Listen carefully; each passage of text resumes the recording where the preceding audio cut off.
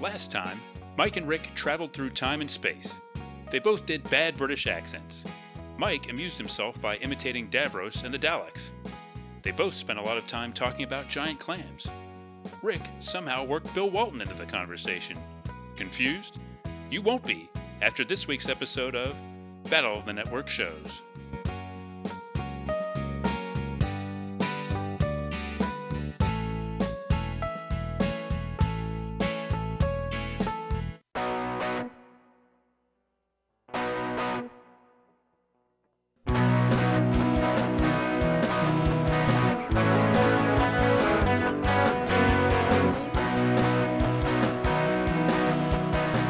Battle of the Network Shows. Join Rick Brooks and Mike Kogel as they explore the TV of the 70s and 80s through hand-picked episodes of their favorite and not-so-favorite series.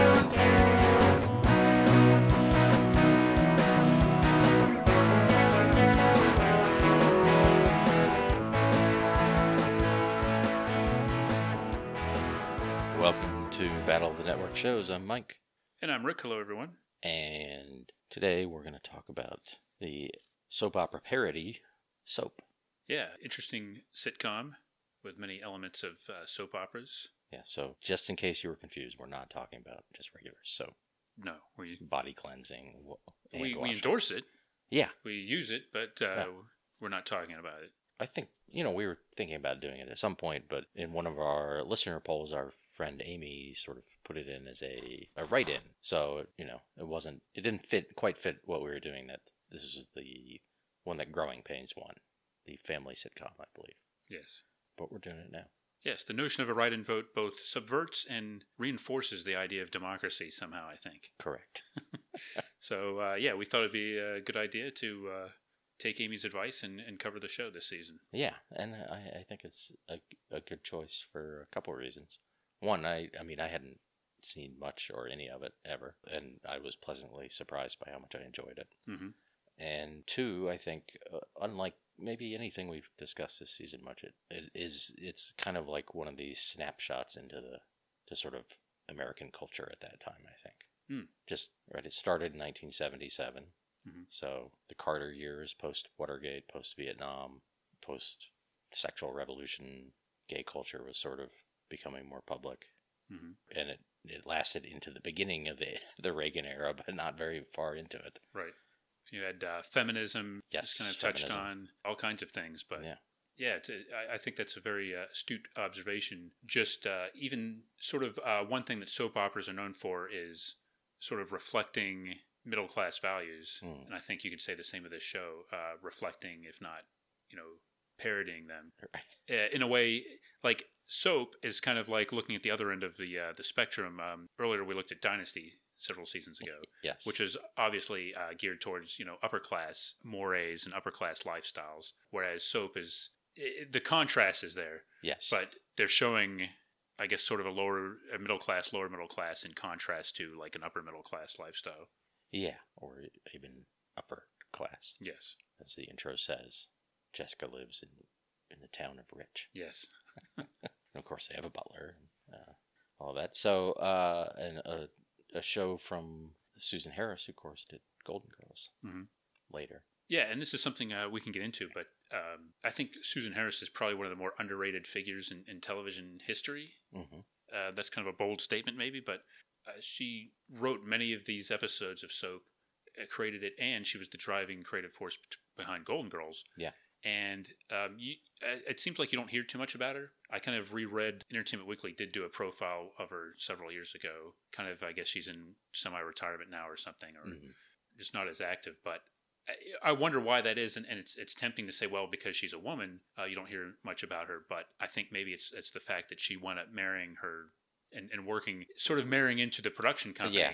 So I think people think of these shows like the Harris, Witt, Thomas, or whatever, that sort of triumvirate. Right. They kind of all blend together, and you're not necessarily aware that Susan Harris was really the creative force behind all that. They were the producers, and I think they kind of tried to insulate her from a lot of the actual production stuff so that she could concentrate on the creative end of it. But I mean, what a career she had. I mean, even just with those two shows. Right. And Benson. That's pretty remarkable. Yes. Don't forget Benson. Yes, I guess she created Benson. Yeah. but didn't actually have much hands-on involvement after the first episode. Right.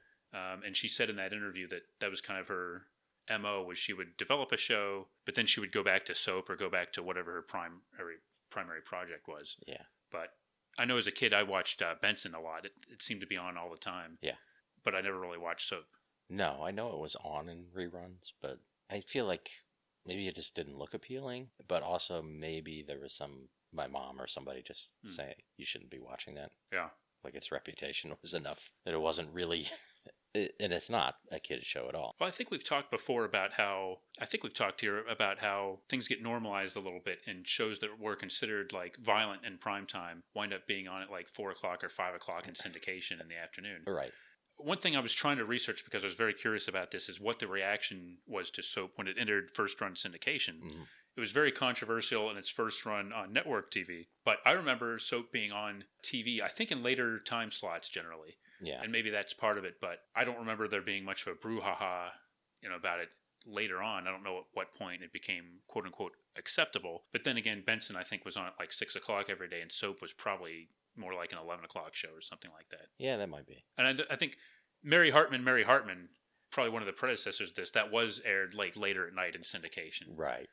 I mean, that was first run syndication? Yes, I think, yeah, exactly. And it aired like a soap opera, every day. You're right. Yeah. Yeah, I mean, I can imagine my parents not being into this. Yeah. And of course, and Benson is very tame compared to soap. Definitely. Well, I watched, a couple of those Academy interviews, and one was with Tony Thomas, and who I didn't know, by the way, was one of Danny Thomas's kids. But he was kind of talking about, and this was probably a few years ago, but like all of the stuff they had to fight to get away with, that, he was hearing things not just in shows now, but in like promos for shows. Yeah, right. Like things they couldn't have said in their show. Yeah, I think maybe I was actually looking at a contemporary interview with Susan Harris, and I think she might have said it then.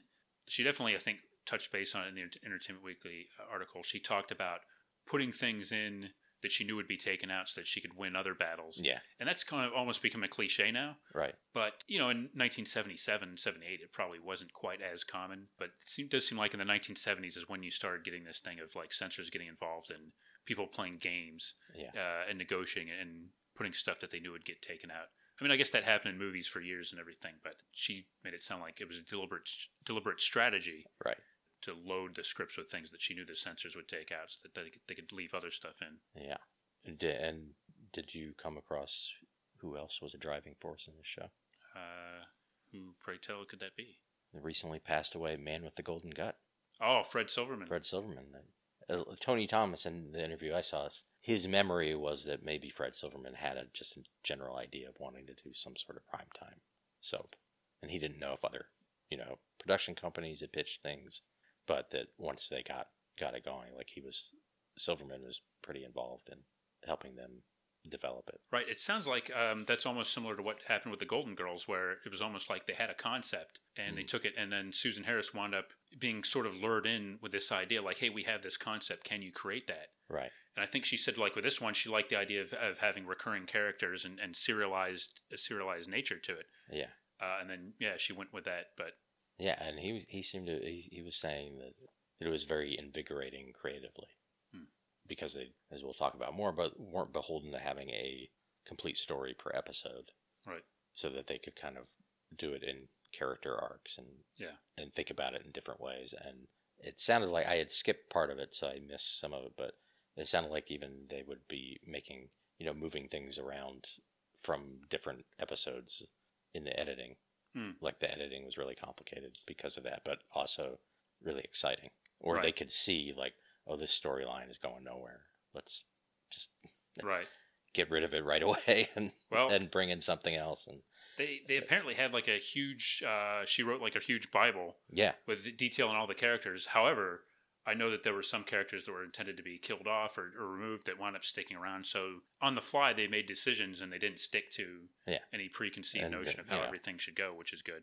I'm sure there wasn't a intention right away to spin off Benson, but he was a breakout character. Yeah. So they did. And did you see the things about the memo? Yes. It was leaked. The LA Times leaked it, or leaked to the LA Times, I guess, and about all the things, and it seemed based on on that show Bible again, not even on a script necessarily. Right. Of all the things they weren't going to be able to do, supposedly, and I was hoping that was on the internet. Well, just I guess oddly not. The Newsweek article that was notorious, that is on the internet now. And that's the one that sort of preemptively accused it of. Yes. There's an excellent website, by the way. I think it's called Soap Archives. Nope. It doesn't seem like it's being currently updated, but the author, and maybe it's an author team, I think it's A.S. Berman, wrote a book called essentially like the Soap Companion from Bear Manor Media. And I was kind of poking around there, and because I was looking for this Newsweek article by Harry F. Walters, I think, their critic. And even like Susan Harrison, everybody seems to blame him for attacking the show preemptively. But the contention of the author of this book is that, well, that's kind of overblown. If you actually go back and read it, it's not all that bad. The critics of this article sort of overemphasize certain things. He said that the tone is a little bit different, and there's a few things that he's accused of saying that he doesn't actually say. Like he says something about like something the main characters do, and he sort of hints at that, but doesn't really say it. However, he definitely was commenting on things that he hadn't seen yet. Yeah. However, he was talking about things that were leaked and things that were supposedly going to happen in the near future. So it almost makes me wonder, I mean, if some of this was, hey, it's kind of a happy accident that we've got all this controversy, but I don't think ABC wanted this much controversy that they got, because they lost affiliates that, or not affiliates, but affiliates refused to show it, and it seems like they had troubles getting sponsors, and I think it was probably too much controversy. Right. So the Tuesday night was like Happy Days, Laverne and Shirley, Three's Company, and Soap for a while? Yes. Happy Days. Yes, exactly. Yeah. So there's like I don't know about from Happy Days to Laverne and Shirley, but it gets gradually more adult as the night goes on. Yeah. You could say Three's Company and Soap are a good pair and similar, but, and as much as we enjoyed Three's Company, I do think Soap is a little more sophisticated. Right. While still managing to be funny and silly.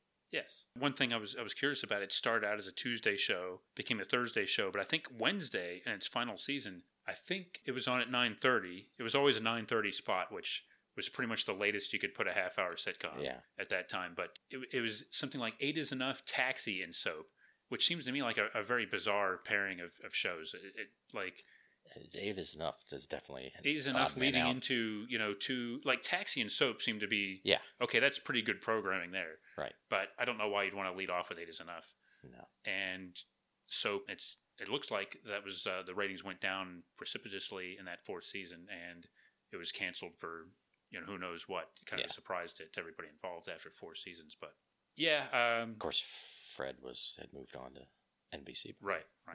And I think it looks like Soap probably benefited very much from those great lead-ins of Happy Days, Three's Company, Laverne and Shirley, 3 very popular comedies leading into Soap when it debuted. But Soap was never a huge hit, it seemed like.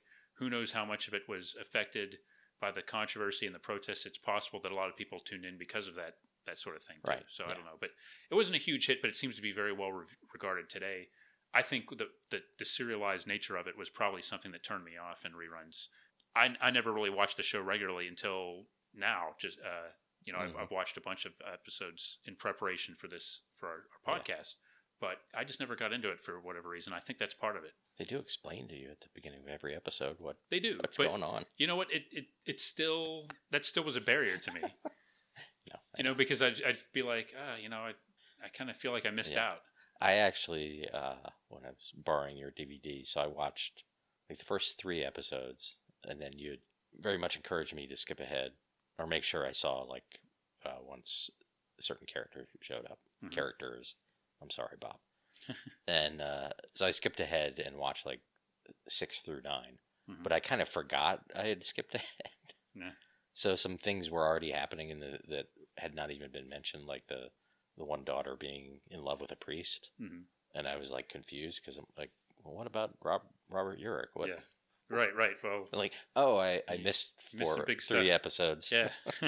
Well, I think you're kind of getting at something that's very distinctive about this. Now, I haven't seen a lot of Mary Hartman either. No.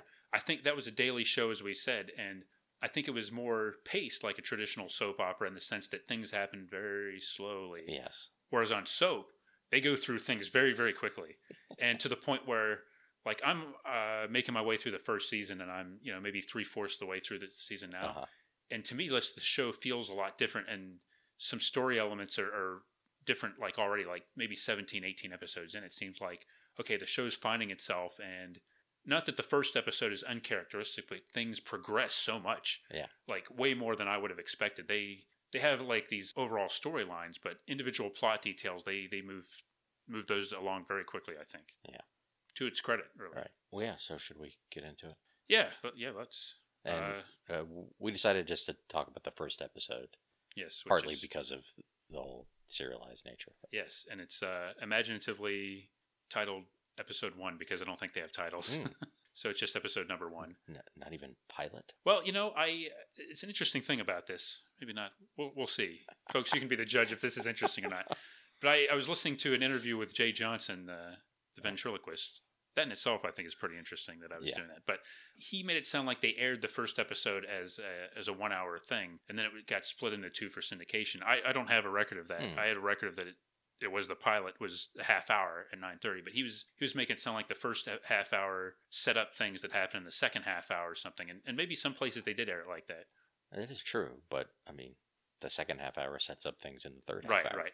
I mean, his memory was that like he was watching it in California. Some of them were together watching it, and like one of the local big news guys, right after the episode, it went late enough that it went into the news, and then the guy Jerry Dunphy said he had like a priest, a rabbi, and a preacher, and they all like, okay, well, you just saw it. What do you think? And they had those guys talking about it, and he said, we were like, whoa, they're talking about our show. It's serious enough. It's big enough that they're actually talking about it on the news. And the rabbi was impressed with Robert Mandan, and yes, they just got into their performances. Yeah, that'd be great. Well, there's the third act had. Boy, when Robert Urich showed up, I was really into it. Yes. According to what I could find, this episode premiered September 13th, 1977. So, and it was indeed 9:30 p.m. And you had the ABC lineup correct, except on this particular night, there were 2 episodes of Happy Days. Nope. Laverne and Shirley was preempted. And on NBC, they had up against this the Richard Pryor show. I mean, talking about controversy, they had Richard Pryor. And a movie, okay, at 9 o'clock. Now, original TV movie with Barry Newman, Dick Gautier, Fannie Flagg, and several others. But the movie is called Sex and the Married Woman. And I wasn't familiar with this movie, but if you look at it, it looks to be like it's about these, suburban sex hang-ups and things like that. So it seems like a very adult-oriented TV movie going on against this premiere of this highly controversial sitcom. So Richard Pryor show was on at 8? Yes. Wow. Yeah, leading off the night, the Richard Pryor show. So, I guess NBC was so low rated, nobody cared about them. Yeah. Because ABC was number 1 at the time. Yeah. So, of course, they're going to court more controversy. Right. So, CBS, you would never guess what was on CBS. A detective show. Well. A family sitcom, another family. I don't know. Good guess, but it was a Night of the Champions. It was a night of boxing. So, they had like 3 or 4 different boxing matches in prime time on CBS. Wow. I think maybe Alexis Arguello, but they had several championship matches, but it was just a interesting prime night, September 13th, 1977. I'm not sure, what brought this on, but this Tuesday night, it was boxing on CBS. Weird. Yeah. Maybe this is why Soap did well. Yeah. I mean, the competition doesn't seem all that great, does it? No. Oh, and Family was on after Soap.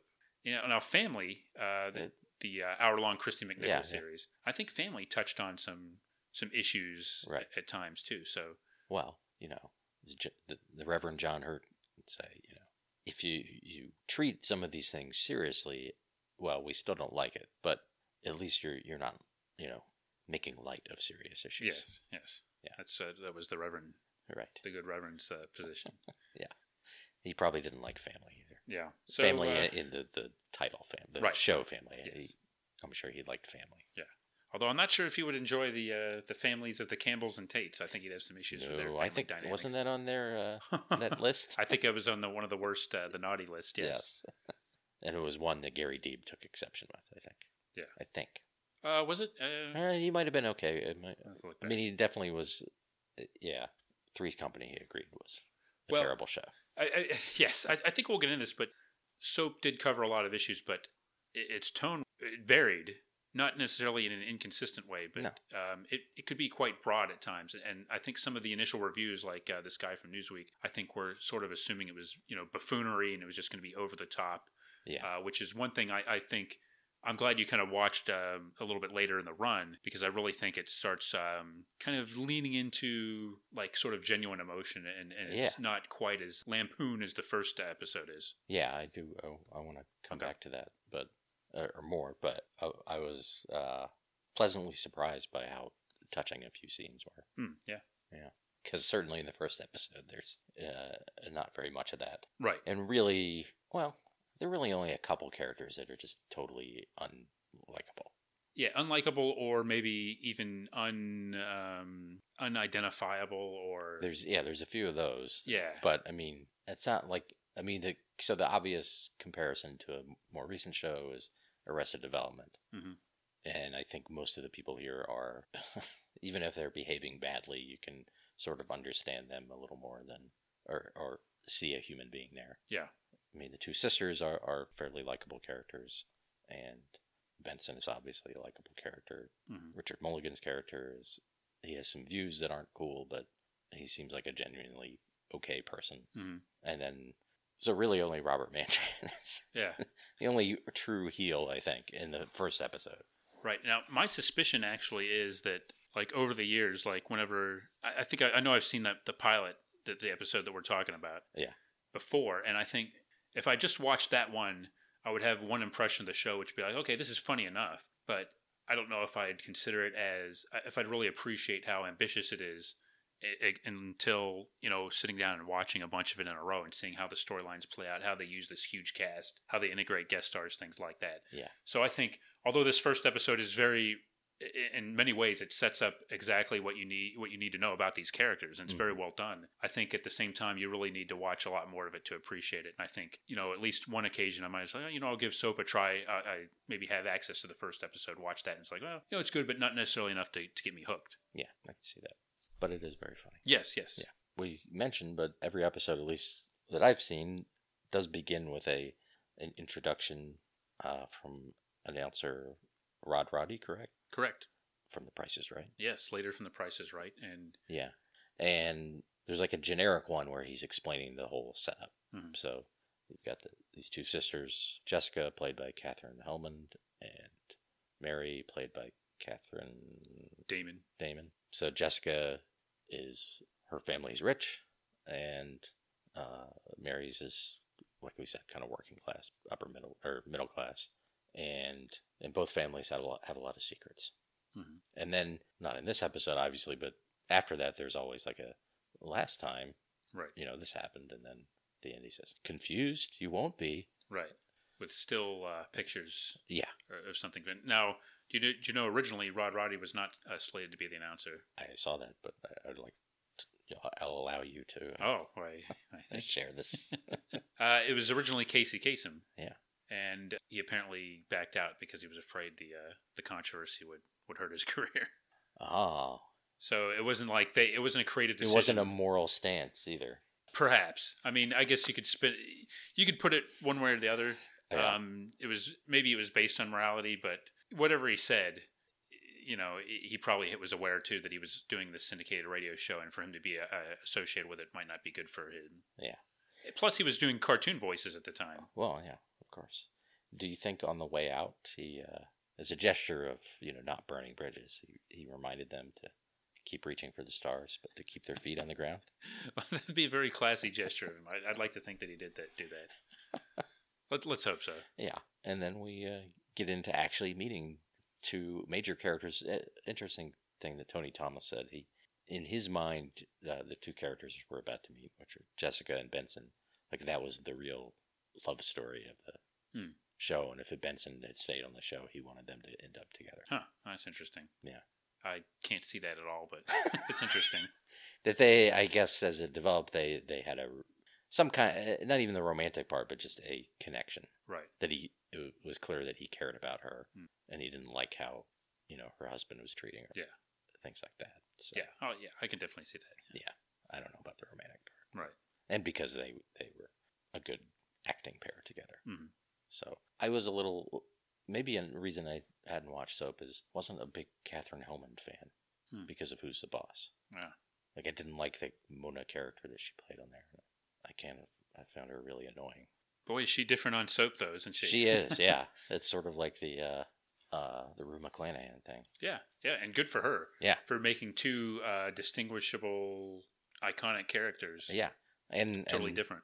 Now, if I watch Who's the Boss, she might be the only thing I liked. I don't know. When we get to that, if we do, we'll find out. And I came away from this like really appreciating her abilities. Interesting too. We talk about sometimes the ages of actors in this time just not seeming older than they're playing. Okay, yeah. Like she was 48. Yeah, that sounds about right. But she's got like 2 adult kids. Yeah. And which I mean is plausible, but still. And even then if you think about in real ages, she is only 20 years old, or was only 20 years older than Judith Light, who played her daughter on Who's the Boss. Yeah. So I assume she was playing a little older on that, and maybe this too. But right, this is more plausible. Yeah. So what do you? So you're saying that she seemed like her real age seems a little younger than she's playing in both. I see. Not too much. Yeah. Like to me, she seems like she's in her 50s. Really? Maybe. It's interesting. I think Robert Mandan, who's her husband, he kind of has that just like naturally upper middle class, middle age demeanor. Right. That to me, I would believe that he was like in his like early 50s or something like that. Yeah. And I think he was probably about the same age, if not, I think he was younger than Katherine Hellman maybe when this is made, right? So. Just because, I mean, I don't know. It's that thing. I don't know anybody. Like if he was a couple years, like if he was my age, I don't know anybody my age who looks like him. Right. I know. Yeah. Or behaves. Totally. Yeah. Yeah. Well, and I think part of it comes down to as well, and this is kind of something that Susan Harris would probably, talk about, is the idea of a woman having an active sex life at that age on TV. I mean, and she was the one, we didn't mention it, she was the one that wrote the abortion episode of Maude. Right. Which is kind of like one of her big breakthroughs as a screenwriter. So even then, it was kind of a novelty, probably. Yeah. I think to have, as we'll see, this character was not being quote unquote middle aged. Right. She was being a lot younger than she actually was too. Yeah. The way she was behaving. Yes. I mean, although I guess you would have sort of affairs and things like that, and it was the 1970s, I guess, again, right? I mean, Sex and the Married Woman is on NBC, at the same time. So that's right. Maybe this all just goes together. And somewhere in some suburban town, nobody was watching TV because they were having a key party. Yes, exactly. One of those famous Tuesday night key parties. Right. And did we mention this is taking place in like a fictional town, I assume in Connecticut? We didn't. Yeah. So did they name the town? It's I think Dan's River. Oh, okay. Something which I don't think is a real place, but it's some the suburb, like a bedroom community. Yeah. Like I don't know I wonder if he's working in Dan's River or in New York. I sort of got the impression that Chester and Burt Campbell are working in New York. Chester for sure, because you see him. Right. I mean, because working on definitely. Well, Burt, yeah, Burt, like working a skyscraper, and he says you can see Central Park. So, right. Yeah. I mean, maybe he does general work all over the tri-state. Apparently, he builds skyscrapers and houses. So. Yeah. He does it all. Well, when you're played by Richard Mulligan. Well, he does it all except one thing he can't do. Yes. At least at the beginning of the show, but yeah, we'll get to that later. So this first scene is mostly or all Jessica and Benson, who we've mentioned like 80 times already, but Robert Guillaume, who later had his own show, playing the same character, and immediately you get a pretty good sense of both of their characters. Mm-hmm. She's sort of flighty, yeah, that's naive maybe, and he's of course a little jaded. Yes, very smart. So I watched an Academy interview with him too, and the way he described how he was playing Benson, which he had to consider long and hard if he wanted to do it because he didn't want to play a butler. Mm-hmm. He was trying to break those stereotypes, and even the butler or the servant who sort of has asides and things like that is not a new idea, but it seems like in Benson he's just a more sophisticated version of that. Right. Or he's not just, we're laughing with him rather than at him. Yeah. But he said that he's like, that he played it like everything he says, you can hear in what he's saying, the swear words that are in his head. And I thought that was perfect. That's good. That's very good.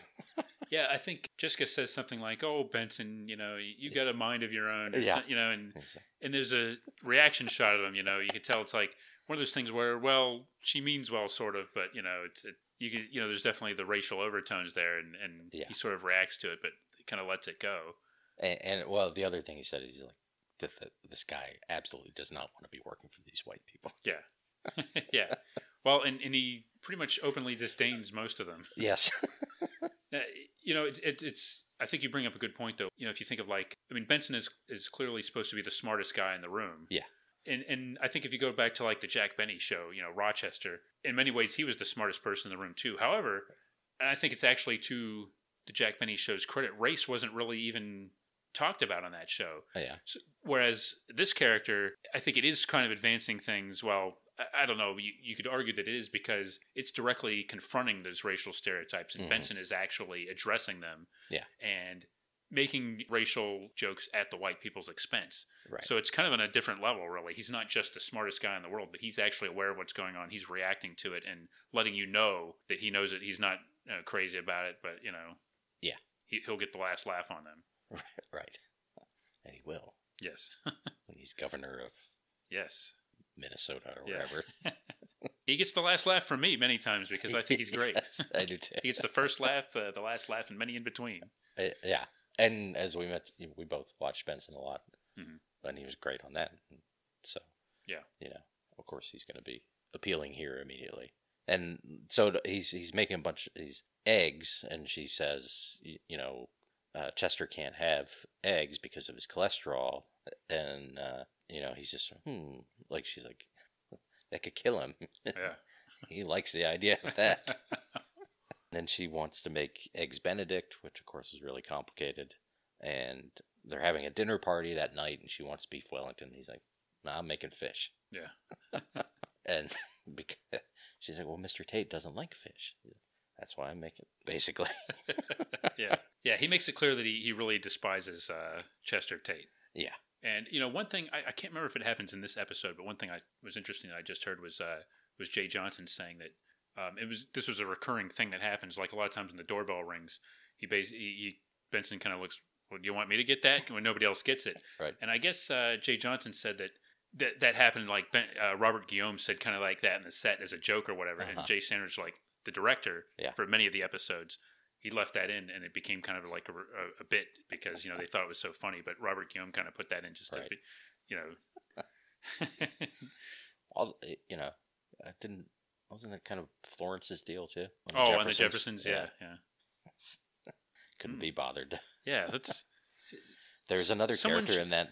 Someone should write a thesis comparing the Florence and Benson characters. It's not going to be me. But maybe an academic. Right. I don't. Well, again, we put it out there. Please, somebody run with it. Let us know. We'll be glad to have you on. Yes. Whoever writes that in the Economist from the Tom Snyder Show, we'll have an academic roundtable episode about all the network shows someday. Yeah, maybe Gary Deeb. Yeah, yes. And then the next scene, we actually get to meet Chester, Robert Mandan, who we've seen before in the roller disco episode. Yes, Chips. And another thing, I hated him on Three's a Crowd, and the latter days of Three's Company when he was Jack's, I guess, future and then.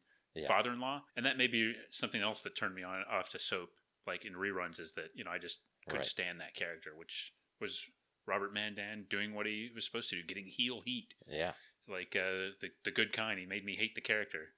Yeah, this character on soap, I don't hate him, even though he's pretty despicable. He's not going up against Jack Tripper, so a master of smarm. Yes, yeah, that's oily. Exactly. So. He's talking on the phone to someone who's obviously a mistress of some kind. And then Jessica walks in and he pretends it's about stocks. Mm-hmm. But then at the end he's like, "Goodbye." That's very nice, yes.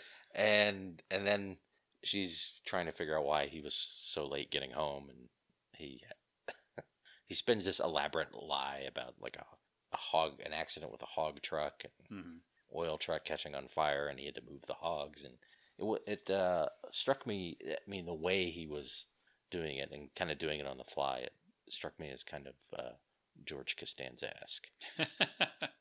Yes. Specifically, the George Costanza when he's getting back with Susan and doing the whole it's like the thing about the cake and the like Louis Pasteur and the cake and this cake around. Right, and he has to keep. And they need milk for the cake, like adding to it. Yeah, yeah, that's a good comparison. I hadn't thought of that, but I can see that now. Of course, master liar. Yes, and in defense of Chester Tate, he totally is a weasel to his wife, but he also seems to be a weasel to his mistresses as well. This is true. He's an equal opportunity weasel. Yes, and he has at least 2 mistresses, right? Yes, his secretary or his assistant, whatever. Yeah, and then someone else, and several characters I think make reference to him. You know, it's a regular thing. It's not just a one-time fling. Yeah, I believe Bert says something later about him. Yeah, exactly. You know. And he has class. And even though he does come up with quite the elaborate lie and all that, she seems pretty easy to lie to. Yeah. She takes everything at face value. So yeah. She's just like, oh, hogs. Yeah, we see in later episodes that she's doesn't want to believe or can't believe it. Yeah. But even so, I think it's more than a combination of things. I think she just can't. She has a lot of faith in him, and she's naive.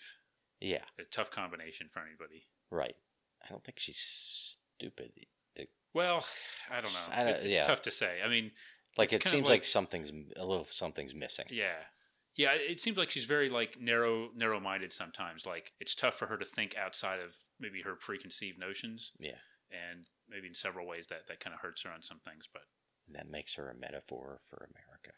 Exactly, especially 1977 yes. America. Kind of America who, when told there was going to be a show making fun of the idea of infidelity, was up in arms. People aren't unfaithful to their spouses. You can't show that on TV. You can't have a gay character on TV. No. These people in denial. You can't have a ventriloquist and a dummy on TV. It's just perverse. Right. Not in Jimmy Carter's America. No. I'm being facetious, but yeah. Someone wants to write a thesis on that. Yeah. Feel free to also compare her to Forrest Gump. Ah, yeah. That's my thesis about Forrest Gump, is his denial of everything is a metaphor for the American public. I see. Yeah. All right. I might have to chew on that one a little bit later. Right. Okay. And we meet some of the kids who Yes. I haven't seen anything to make me interested in the Tate kids. Yeah. So first we see like Eunice, right? Yes. The older daughter. Right. Played by Jennifer Salt. Who I guess is a stick in the mud? I don't know.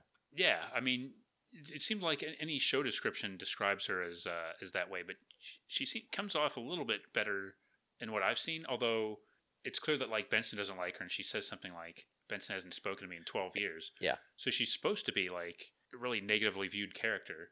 And I think later, like her and Billy Crystal's character have a scene, like in another episode, where they talk about how they never really got along. They find common ground, making it sound like they've never gotten along. Yeah. But I don't know. I mean, she doesn't come across as all that unsympathetic to me.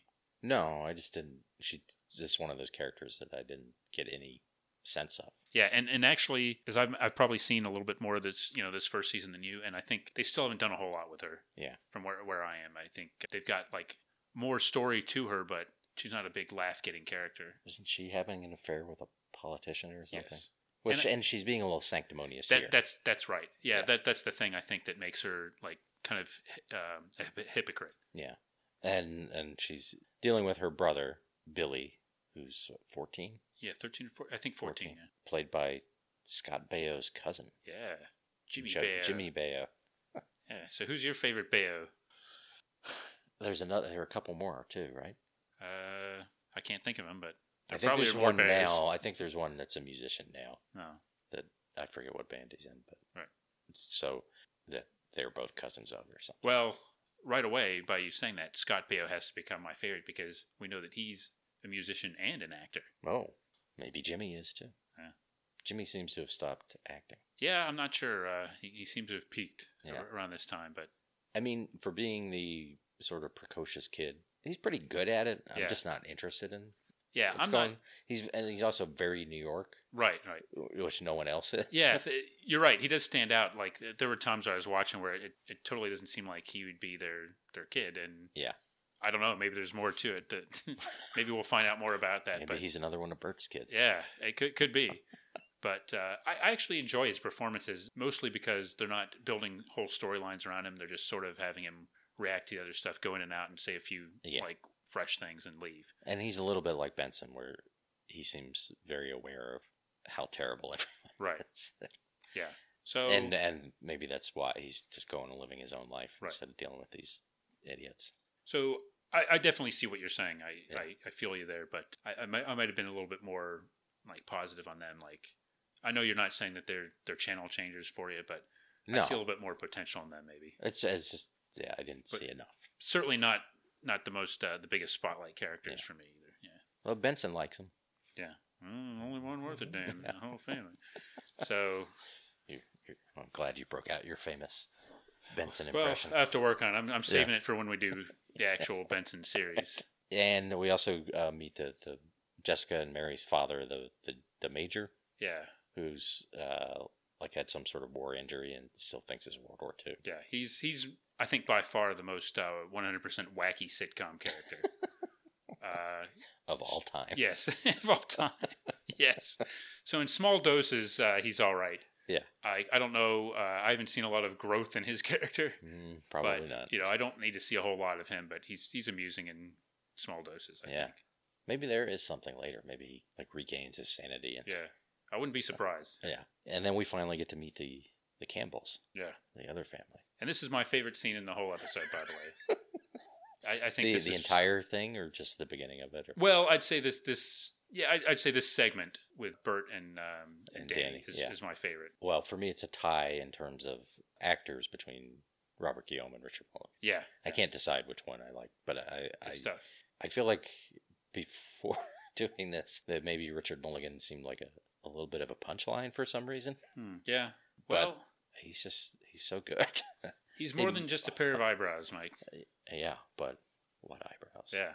Well, I mean, empty nest. Okay, let's get the elephant in the room out of the way. This is the thing, and it makes me want to watch Empty Nest, which is scary. I'm getting worried. But yeah, I mean, I think I watched a little bit of that. I wasn't impressed, but I never would have thought that he was capable of what he's doing here, which is just absolutely hilarious. Now, you made a Seinfeld reference earlier. I'm going to make another Seinfeld reference. Yeah. Because it kind of going back to this interview I heard with Jay Johnson, where he talked about how Richard Mulligan would come across like very loose and stuff, but he was actually very studied and would like work very hard. And to me, it's kind of thinking, I see some Michael Richards in here, like with the physical expressiveness and like sort of the acting and stuff. And I could see, but I would have no idea that Richard Mulligan was that committed to it or they had that acting style. But man, he's so much fun to watch. Yeah. Just everything, his reactions to everything, and the way I don't know if he's doing anything like an accent or anything, but I mean he's very kind of New York too, and he's always kind of like doing little soliloquies to himself, and just a ball of anxiety. And do you remember this movie? Like when we first had HBO, I think this movie was on all the time. Scavenger Hunt. No. Like Dirk Benedict's in it, and I don't know who else. It's like a mad world kind of thing. Okay. Yeah, I've never seen that one. I don't know if I've ever seen it either, but I just remember it being on and probably being like taking notice because Dirk Benedict. It was around the time of Battlestar Galactica. Right. Taking notice because, hey, Dirk Benedict. And then maybe later seeing soap commercials and recognizing Richard Mulligan from that. I don't know. Anyway. So in the scene between Richard Mulligan and the future dad of Blossom, Bob Was? Ted Was. Ted Was. Mm-hmm. Bob Was is on it. Totally different show. Yeah. And he's playing Danny, who's Bert's stepson, and is some sort of low-level mobster, maybe? Yeah. Or at least he's doing work for the mob. Yeah. And he's speaking Italian on the phone and putting on airs of being a tough guy. Right. And they get into an argument over the breakfast table and then start saying how they're going to, violently hurt each other by demonstrating it on various forms of food. Yeah. Making a complete mess. Like, this is your head, Yeah. Oh, yeah, well, this is your, and then he pulls out a knife and, like, punctures a thing of milk, Multiple times. Yes. Yeah, like, and it's ridiculous. Yes, but the pacing of it is very good, and they're just like reacting to each other and just kind of in the moment and like trying to one up each other and coming up with these things, just whatever's handy, to try to like, stick it to the other person. Yeah, and at some point, like Danny does Bert's head again. Yeah. Oh, you already did my head. Like he takes a pause. Yeah. He like insults him for that, Yes. And then he like bites into a grapefruit. Yeah, but spits it out. And one thing I like about this, it's very well done the way they do it. But it's as silly as it is, it's believable. And one thing I like is that they established that they would be almost killing each other, if not killing each other, if not for the fact that it would destroy their Mary. Yeah. So they have incentive to kind of have these simmering tensions, but not act on them. Right. Which sets up your your tension of having them all in the house together. And sets up a story that plays out at later episodes. Yes. And actually, again, by the point I am in the first season, the tension between Bert and the two stepsons, it's much, much less. I mean, they seem to have kind of accepted each other. So they kind of move on from that a little bit, I think, surprisingly quickly. But well, got other things to do. Yeah. Again. That's true. There's a lot going on. Including the Mary and the other stepson, who we haven't mentioned yet, really, Billy Crystal, playing Jody, who is gay. Yes. Which was a big deal at the time. Of course, Billy Crystal is not gay, but which would be a big deal now. Yeah. And rightly so. But at the time, it wasn't. I don't want to say that he deserves a Profiles in Courage award or something, but it wasn't easy probably, and I'm sure he was told by a lot of people that it could kill his career. Yeah. So he was definitely taking a chance by doing this. Right, and he was already a little bit of a name by then. Yeah. Now, we've talked a little bit, at least in the first couple episodes. I mean, he's not overdoing sort of stereotypical mannerisms, but he's doing something. The very first shot you see of him, he's got a look in his face that to me is like he's telling everybody, "Hey, I'm gay, folks." Yeah. And then he starts singing a show tune. Right. He's singing what? Oh, what a beautiful morning. That's right. Yeah. So and it's, I mean, he's got like this, like a slight smirk, and he's kind of sitting very properly, and he's buttering toast in a very kind of like he's holding a piece of bread and buttering it and singing this tune. Yeah. Now, I think part of it is you could interpret that he's needling Bert, who has problems with him. I think so. I think he's playing that up too, but I also think that this is something that they toned down considerably after the first several episodes. Yeah, and so like we were talking earlier about some emotional scenes. There's a scene. So Danny, the brother, in these early episodes refuses to believe this, but it's always like, oh, he's not a whatever, terms we don't use.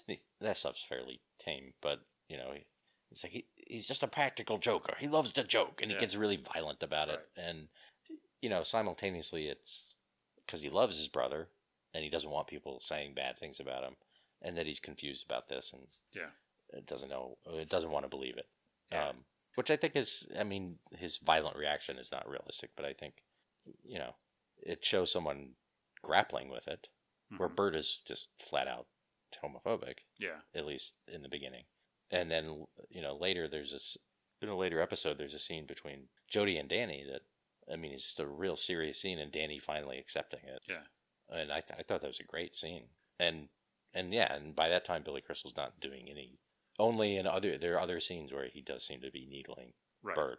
Well, and I think, I don't know this for a fact, but I suspect that it's not just everybody becoming more enlightened and the character growing, but I think it's possible that they deliberately tone down this stuff as a result of the controversy. Yeah. And they de-emphasize some of this stuff. Right.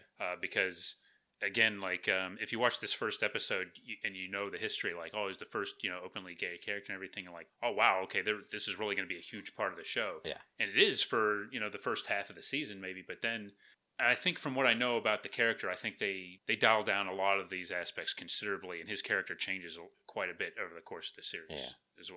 And at some point he experiments with a woman and gets her pregnant or something. Yeah. Which I think could be seen as, again, I don't know, but could be seen as a way to, get away from the more controversial aspects of his character. Yeah. I think in that interview, Tony Thomas, his view of it was that just he was confused and was trying to figure things out. Right. And we see that too. I mean, there's definitely the other story for him for a while is that he's going to get a sex change. Right. that seems like a misunderstanding of what all that's about. Well, I mean, today that would be seen as very quote-unquote problematic, and there'd be protests just from the other side about that. Yeah. And so it'd be a no-win situation, but it does seem like they threw in a lot of, at the time, things that were lumped together into one character. Yeah. Just for convenience, maybe. And even that seemed like I didn't get through that whole thing, but that he was kind of doing it, or thinking of doing it because he thought his boyfriend wanted him to do it. Exactly, yeah. It didn't have to do with identity as much as... Right. Yeah. Exactly. Like it was like a strategy as opposed to some internal thing that it was who he really was or anything like that. So, I mean, it's interesting that they were addressing it, though. Yeah, I mean, you weren't talking about that at all. Now, I personally think that that Billy Crystal was very broad in the early episodes, especially. You know, to the point where Jack Tripper might say, "Hey, Jody, come on, settle down a little bit. Don't you think you're being a little, and I'm doing a hand gesture that Stanley Roper would do." But what would Jack Tripper's brother say? Jack Tripper, he'd be, yep. Well, he'd get along more with Danny, a real man. Yeah. But before we leave the Campbell's kitchen that we haven't yet, I want to point out one thing that I really loved about the Bert and Danny exchanges. When Mary comes in and she sees that mess, and they instantly go into a mode to protect her and just make up this ridiculous story. And they speculate as to what caused this mess. And they say, well, it could have been a monkey, got in there. Oh, monkeys, yeah, they'll tear the place up. And she's like, a monkey loose in Connecticut, and it could happen, And it's just funny because the looks in their faces, especially Richard Mulligan, but he's just kind of looking around hopefully we get away with this one, just like this little thing that the audience can see that Mary can't. Right. That just totally cracks me up that they have to keep up this facade. So. Yeah. And I'm sure it's not the first time this has happened. No. Especially since in the second episode it happens again. Yeah, that's right. At the Campbell or at the Tate's house. Yes. Yeah. So this is a very funny dynamic that maybe they come back to it again. It seems to me like they do kind of get away with it, but it's very funny. And Ted Wass, didn't know a whole lot about him, but he's good in this role. Yeah. It's really everybody, but. Yeah. And at the end of the scene, we also learn about Bert and Mary are having trouble in the bedroom. Yes, that's a nice way of putting it. Let's say Bert is having trouble in the bedroom. Yeah, her trouble is that Bert is having trouble. Yes. Today there's medication for that, but yes, back then, not so much. And then she leaves, and we find he does one of these little monologues, and we find out that she believes her husband killed himself, her previous husband, and in fact, he was a crook, and Bert killed him. Yeah, which Bert says out loud to no one. But. Right, and I love it. The Shakespearean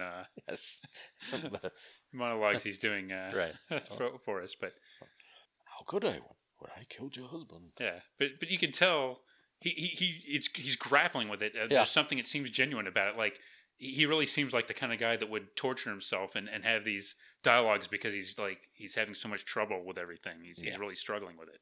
And then, so in a way, this episode is very soap opera based because we go back and it's just breakfast time at the Tate house. So yeah, and one of the takeaways here is that nobody eats the breakfast that Benson worked very hard to make. Yeah, and the other daughter, Corinne, comes in and she's been out all night. And she tells a lie, this time about a turkey truck.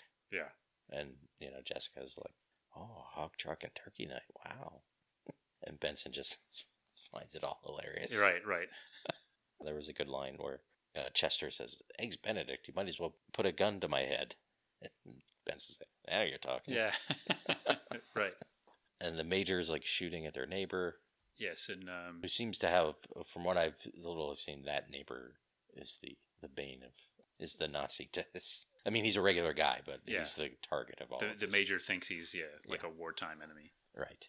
And there's some not just racial overtones with the Major and Benson, but some tones. Yes. There's nothing over about it. Right. It's right there. And that's kind of his it's funny because a lot of the stuff that we're talking about isn't seen, but some of the stuff involving Benson, some of that humor is the stuff that to me stands out more, almost 40 years later. Yeah. Whereas some of the other stuff that would seem controversial, like the infidelity, the extramarital sex, and things like that, some things with the religion, it doesn't seem as much, but it's the racial stuff that stands out is ooh, man, you'd never get away with that today or something like that, or they'd have to handle it differently. Yeah. Which is interesting. Like the infidelity, I still don't know why that was a big deal even then. I'm sure regular soap operas. Daytime soaps, yeah. It's perfectly acceptable. Right. Well, but it was in the daytime for mothers. Maybe the Reverend John Hurt has something there with, it's the way it's being handled. It's being celebrated on that soap. Whereas on daytime, it's sophisticated. Everybody gets punished for their infidelity. It may take 3 years and hundreds of episodes, but eventually you'll get thrown in jail or. Frankly, Chester's infidelity seems like more work than it's worth. Yeah, it's really compulsion with him, I think. Yeah, but he's not the only unfaithful spouse in this episode. No. So Jessica has a tennis lesson.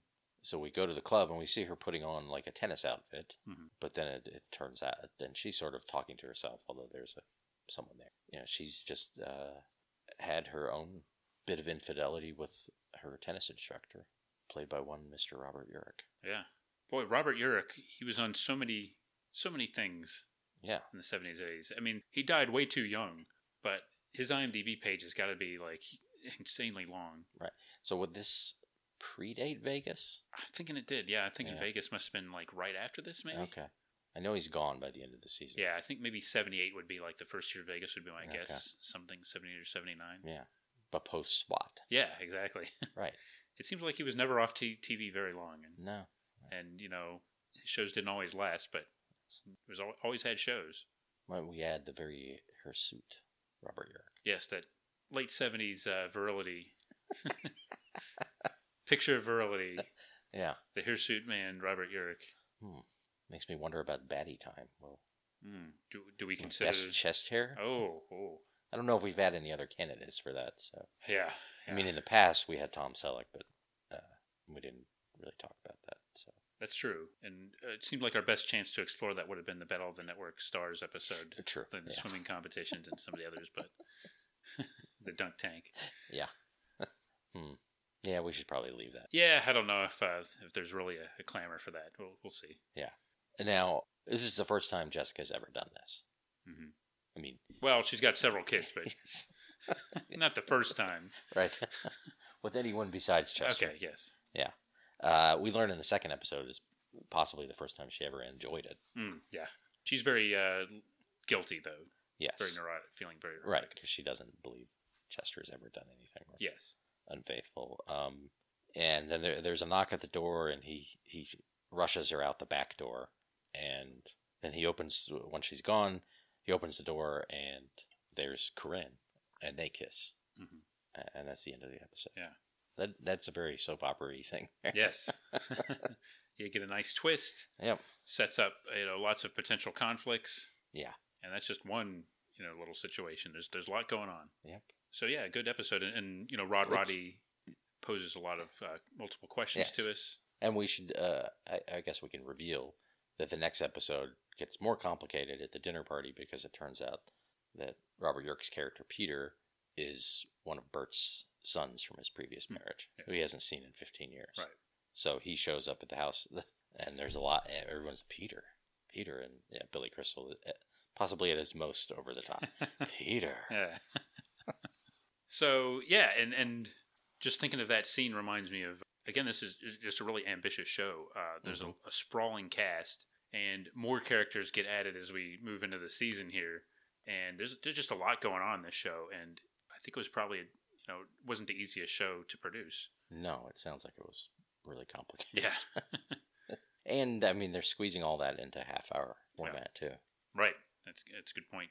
One thing, I was reading an interesting profile with Jay Sandrich, we mentioned, who had kind of start off in like the MTM shows, Mary Tyler Moore, and wound up being like the primary director of at least the first season, and I think beyond that. But it was very interesting because you don't hear a lot about, like I think with soap, you'll hear a lot about the writing, the quality of the writing, and the cast, which deservedly so. But the director, it was interesting to read about his influence on the show because he talked about how important it was for him to work with the actors. And one of the things that he thought was very important was establishing the tone and keeping the tone. And we've talked about a lot of absurd things going on. And then later episodes, you have kind of some moments of genuine emotion. And I guess that was one thing he was really concerned about, to the point where he'd sometimes tell, if say it's Richard Mulligan and Billy Crystal in a scene, he might say, hey, guys, it's a little sketchy, and he'd try to bring it down. He'd work with them to capture that tone right. So I just want to give him a little credit, but it's also interesting reading about like that his style. It seemed like it was very focused on working with the actors, and that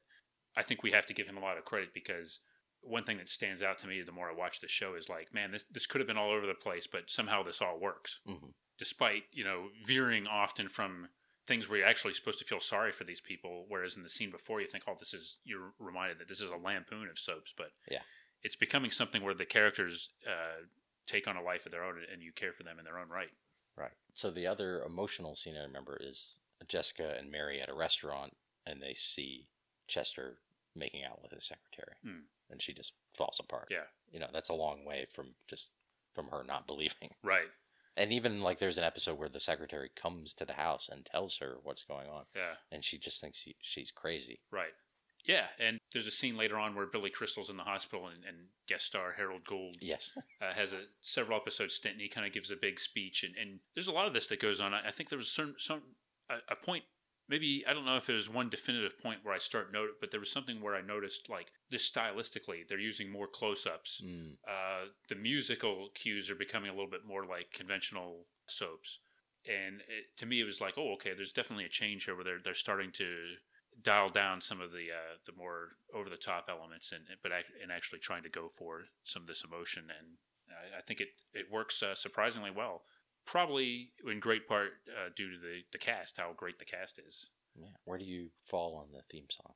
I'm not really a big fan of it. Me neither. It seems appropriate, like it's sort of like that whimsical setup, but it doesn't. It's in my head, but yeah, I'm not a huge fan of it. No, it's not something I need to hear over and over again. Yeah, and in fact, when I was watching the DVDs, I started skipping over the whole preamble. Yeah. No, especially if you're watching multiple episodes in a row, you don't really need the previously on part. Yeah, I agree. And also the music, I actually looked up. I think George Tipton is his name. And like a lot of the music, I think he did a lot of the music for that production company over the years. So like the Golden Girls, a lot of this music will sound familiar. I think he was responsible for a lot of that too. Okay. Just some of those same like little musical cues, and like the incidental music sounds very similar, I think, on a lot of these shows. Yeah. And it's his voice, and it's effective, but it is distinctive, and I think it kind of gives some continuity to all these things. But yeah, the theme song doesn't bowl me over. So what were some of the other shows that they did? Golden Girls, we mentioned. Empty Nest, yeah. Nurses, which I think was a spinoff of Empty Nest. Yes, that was at the Park Overall. Yes, Spotlight. Yeah. Well, I know a lot that didn't go anywhere. An early one they did before this was The Practice, with a half-hour medical sitcom with Danny Thomas. Oh, right, yeah. And I think that was one of their early ones. That was, I guess, was about Danny Thomas. It wasn't exactly a medical sitcom, but it was about an old cantankerous doctor who was also a grandfather. Yeah, I know there are some other ones, of course, but not remembering them right now. But yeah, and then again, a lot of them didn't succeed, right? As you would have, right? But they did have like certainly a distinctive style, and like with the credits and everything, and I guess but. Seems like a lot of them were connected to each other, so it makes sense. What if they were all connected? No. Well, that's very possible. I don't know. Could any universe have two Richard Mulligans? Boy. Well, it's possible. But maybe just for a short period of time, and then one Richard Mulligan would have to go back to his universe, or risk wrecking the whole space-time continuum. Right. Wow, that would be sad. Another thing I found kind of interesting about this is that another way it sort of looks like soaps is it's shot on videotape before a studio audience, but like that video look, it kind of makes it look like a soap, and like a lot of like stylistically, they do a pretty good job of emulating what a soap opera might look like if you had like a primetime budget. So I just think it's very successful on many levels. Like it starts out when you first like this episode, you start thinking of, I looked at it as like, oh, it's a parody of soap operas. But then the more I get into it, the more I'm thinking, oh, this is just a funny show with all these like sprawling casts. I don't think of it so much as a soap opera parody, or even just a soap opera is just like, well, this sitcom with multiple storylines and everything going on, and enjoying how they intersect, I should say. Right. It's not like a Zucker Brothers thing or something where it's all about the parody part. Yeah. It's not like Police Squad. which was a great show. Right.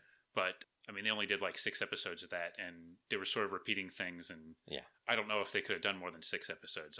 I sort of wish they had, but at the same time, don't know how much more they could have done. Whereas this, it went on for 4 seasons and 85 episodes, and 6 episodes and 3 movies. Yeah, that's right. This has. And 3 movies was arguably pushing it. Right. 2 was probably. Well, I have a fondness for the second one with the great Robert Goulet. His standout performance as the villain, but so I definitely a pleasant surprise here, I think. Yeah, it's a very good show. I'm going to keep watching it, and I will say, I think we both kind of dug up some information. I'll say, like, a lot of these shows, I'll do some research on them because, well, it seems like a fairly professional thing to do. To provide some insight and get some context that we like to use, but also, and to alleviate the constant pressure on our crack research team. Right. But in this case, it was because I was genuinely interested in the show, and I think I'd really like to check out this book, which seems to be very well regarded, and it seems like it's a fascinating topic because you had so many people involved with it. The production is interesting, the show is creatively very good, and there's all this controversy in the background. Now, I think many people, from what I understand, that the show declined a little bit by the end of the run, and maybe the first season or 2 is when Susan Harris was writing all of them, and then they kind of brought some more people in. It was harder to maintain that quality. Yeah. But it would have been very difficult for her to write 85 episodes of anything in 4 years, I would assume. I just realized, though, that one tidbit I heard, I don't know what season it happens, but actually ponders the question of 2 Richard Mulligans. That there's an alien played by him also. Yeah. But I'm sure it was grounded in reality, that storyline. I'm sure. There was real emotion there when he... Right. And I believe, Tony Thomas was saying, like, his skill and his talents allowed them to do things like that. Mm-hmm. Like, because he was so good, he could play 2 different characters and have them be very different. Right. Which, does make me curious to see. Yeah. This Richard Mulligan alien. Right. Yeah, I can't remember if that was in the 2nd or 3rd season, or maybe it was a cliffhanger at the end of the 2nd season. But I plan to watch some more soap, definitely. I thoroughly enjoyed this, and I would say to people, if you've never seen the show, the first episode is a great way to start, but you would definitely want to check out some more of it, too, because more characters are added, and the storylines get even richer, and I think the show gets even funnier, while also getting some more reality into it. Especially, you kind of mentioned him a few times, but Jay Johnson, that's the ventriloquist with his Bob is seemingly very alive. Yes. A dummy. Apologies, Bob. Yeah. It's a technical term. But well, back then, you could use that term. Yeah. Yeah, that stuff is good. Well, yeah, and it's because, like, Chuck believes that Bob is real. Yeah. And insists that everybody else, and the funny thing to me is that everybody else starts acting as if if Bob is real too. Yeah. Which makes it even better. And many of them catch themselves and then like we'll start like somebody I don't know if it's Mulligan or somebody like gets in his face and is like talking to him and then steps, what am I doing? Yeah. But then like Jessica as a dinner party is like shaking his hand, really just treating him like a little person. Right. Yeah, I got to put in my soap power rankings, Chuck and Bob, if you put them in as a tandem, they've got to be right up there with Mulligan and Guillaume. Yeah. Which is funny because Jay Johnson, I just thought of for years as just like an amiable ventriloquist guy who showed up on, would show up on different variety shows and talk shows or whatever. But this character is great. And do you think all the ventriloquists in town were like competing for this job? Well, it's funny because I wondered if they wrote it for him or not, but actually it turned out he says that he went to an open casting call, but they were specifically looking for a ventriloquist. Mm-hmm. So they actually wrote this ventriloquist role, thought it would be a funny character as opposed to, just wanting to write something for Jay Johnson. Right, having a holding deal with him. But it's quite possible, that I guess Willie Tyler would have been a whole nother level of of storylines to the show if they had cast him. It would have complicated matters. Yeah. Because he's another of Bert's sons. Correct. Yeah. So, but that could have been an interesting way to go. Yeah. Yeah, that's certainly a unique aspect story. And I don't know, do they use it to address mental illness or anything at some point, or is not that I know of? I think they just used it to introduce gags because yes. I guess part of the gimmick is that Bob says like totally like rude things, right? And Jay Johnson said that actually like he sort of got worried because like all the other characters would have these storylines and he never would, and he said he quickly realized that one way to stay on the show was to have these storylines, but so he would go in and like pitch these things, and then they would say, well, after Jodie's character does this, blah, blah, and it would never happen. So what he just did is he would just go in and come up with like things for them to do, like funny things, and give those. And so he would get his like little bits of business, and for him it was like keeping him on the show. But I think that's one thing that we could point out is characters came and went. Benson left after 2 seasons for a good reason, but sometimes characters just got written off. So it was the kind of show where people might have to worry about their spot a little bit because, characters could be killed or come and go. And with this big cast, a lot of the individual actors might not have had like the biggest security. You might normally think like, well, I'm on a hit show. Well, it's the kind of show where you're dispensable. And I think they probably felt that. Right. I'm sure Jimmy Baio felt it all the time. Not doing anything with me. Scotty.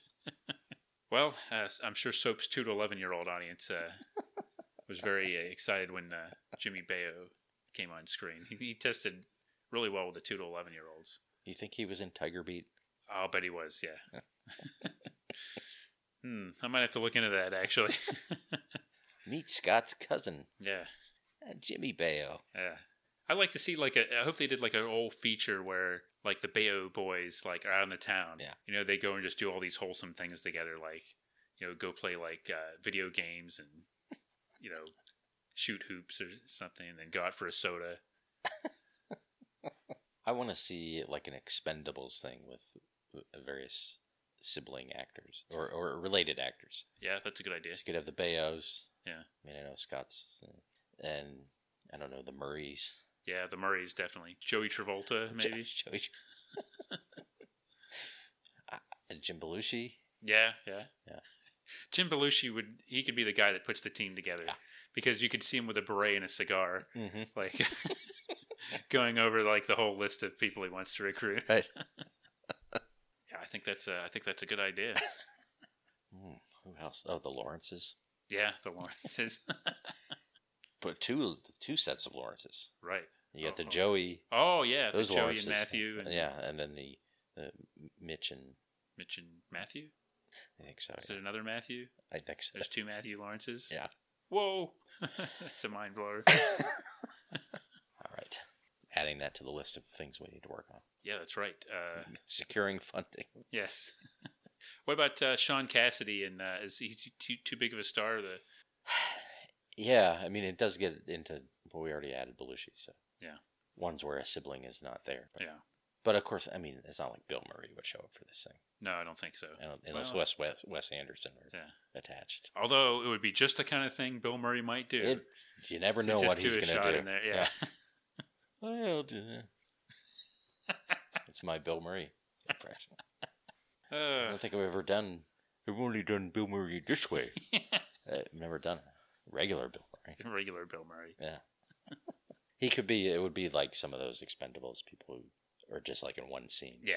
And no one else from the movie is in it. Yeah, just to provide. He's just on the phone or something. That shot of easily produced and shot star power to get his name in the poster. Yeah. Or, maybe I guess not, like an uncredited role. Right. Bill Murray is an uncredited role. But very hyped. Yes. I wasn't going to see it, but Bill Murray's in it. Yeah. Oh, he was only in it for 30 seconds. Jimmy Baio was in it for like an hour and 40 minutes. Yeah, but Jimmy Baio did carry it, though. Hopefully you come for Bill Murray and you stay for Jimmy Baio. It's not the first time that's been said. I really don't know what that means. I don't. I think that's a good place I think I'm to confused. Stop. Yeah. Confused? You won't be. After I explain my joke. I don't understand either. That's Soap, folks. Will Mike get over his issues with Katherine Helmond? Will the crack research team finally crack? Will Rick get over his issues with serialized TV? Will the parents of our 2 to 11-year-old demographic protest this episode? These questions and many others will be answered on the next episode of Battle of the Network Shows.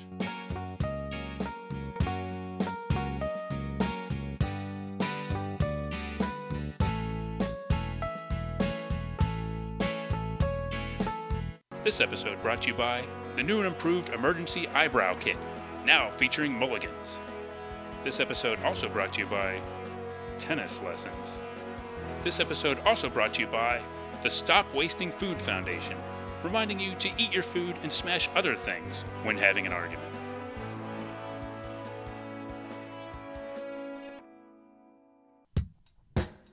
Join us next time for another exciting episode of Battle of the Network Shows. Learn more, leave feedback, and suggest future episodes at battleofthenetworkshows.com. Follow us on Twitter at BatNetShows, and like our Facebook page, facebook.com/Battle of